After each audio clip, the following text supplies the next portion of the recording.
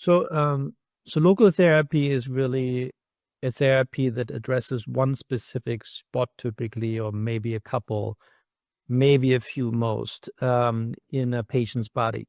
Um, I'm a medical oncologist, so inherently what I do typically, or what I can do, is I give therapy that works throughout the whole body. So these drugs distribute themselves throughout the whole body. And we call it systemic therapy that has certainly can have significant side effects in all kinds of organ systems. Focal therapy is really looking at, okay, there is an opportunity to intervene in a very specific area, in a very specific problem area, with either surgery, radiation, maybe ablation, um, and then, to derive, or with the intent to give the patient benefit and potentially spare exposure to systemic therapy is something that I do. So it means for me, to take a step back and say, let me be realistic. What can I achieve? Is it necessary for me to expose the patient to toxicity at this time? And focus on just, spot welding. That's focal therapy. Local therapy can be useful in various different scenarios. So I would say it's always about patient selection. So, for example, a patient may have had a history of kidney cancer. The kidney mass was removed, but then they have a recurrence. And if the recurrence, for example, is well out, meaning, let's say 2 years plus, for example, and there's just one site, one area, then sometimes we consider removing that particular recurrence, surgically or with radiation, to spare the patient side effects from systemic therapy. Meaning, I do recognize what my limitations are and also what toxicities I give as a medical oncologist.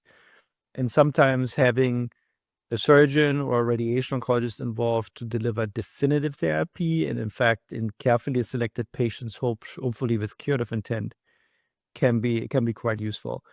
There are other scenarios where sometimes, focal therapy, localized therapy can complement or enhance what I do. For example, I may have had a patient who clearly needed systemic therapy. Let's say they were treated with immunotherapy, and let's say 90% of the lesions shrank or disappeared, and one or two lesions may be growing or progressing.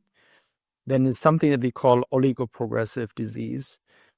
And then for those patients, we could, also deliver focal therapy with the intent to at least extend the benefit that they had from the immunotherapy, but there will also, or hopefully might be, some patients who may also benefit from that for longer periods of time.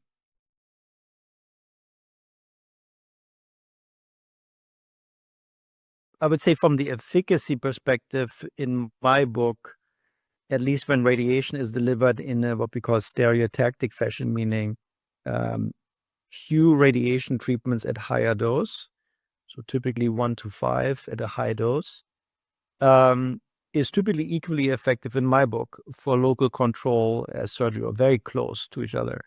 So they are interchangeable. The question is, if a surgical approach would be just too morbid, so there might be a disease site that can really only be surgically controlled with lots of side effects, and other adjacent tissue would have to be removed to be oncologically useful. So for example, if a muscle is involved, right, do you really want to cut that muscle out? That probably doesn't make too much sense.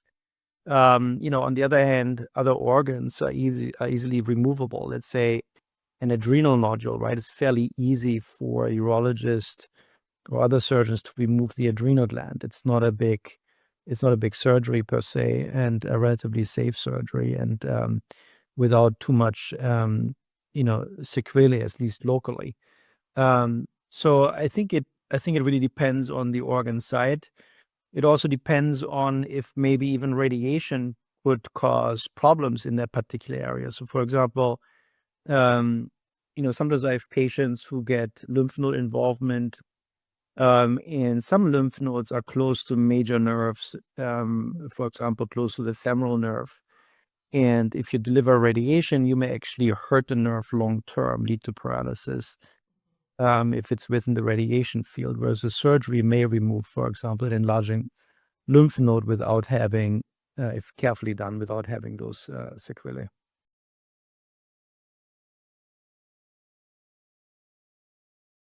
I think interventional radiology can be used in several different ways. One, they can still ablate certain areas. So ablation is still a treatment modality.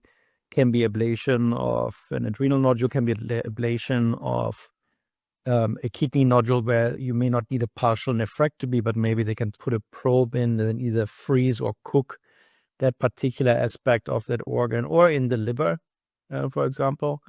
So I would say, depending on the organ, that might also be a reasonable, application, or, getting an interventional radiologist involved. So I would say, there are lots of opportunities for our interventional colleagues to assist us in delivering the best possible care.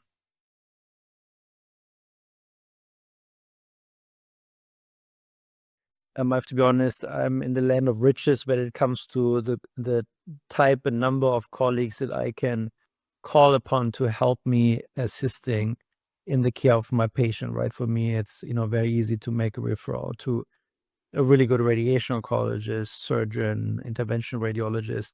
It might be different in other places that may not have, the capacity um, and expertise as a tertiary referral center.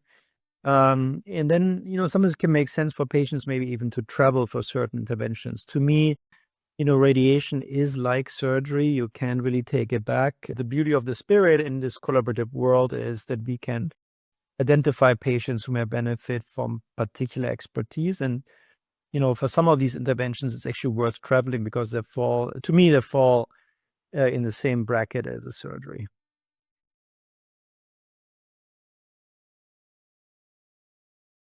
In carefully selected patients, um, and if the cancer allows it, that's always my little remark here. It can tremendously extend the benefit of a particular therapy for patients. So, as I mentioned before, if you were lucky to have a significant effect from immunotherapy, and you may want to clean up, so to say, one or two lesions, that can have tremendous long term benefit. You could extend the benefit from a systemic therapy that the patient is tolerating well. And with that, you can prolong, the impact, or, the benefit from a drug that delivers good quality of life.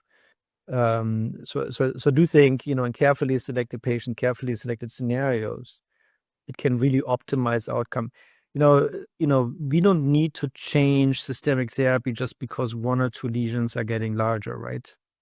And I only have so and so many tools, and I recognize as a medical oncologist, quickly exhausting the systemic options that I have by quickly shifting from one to another just because one or two lesions are getting larger.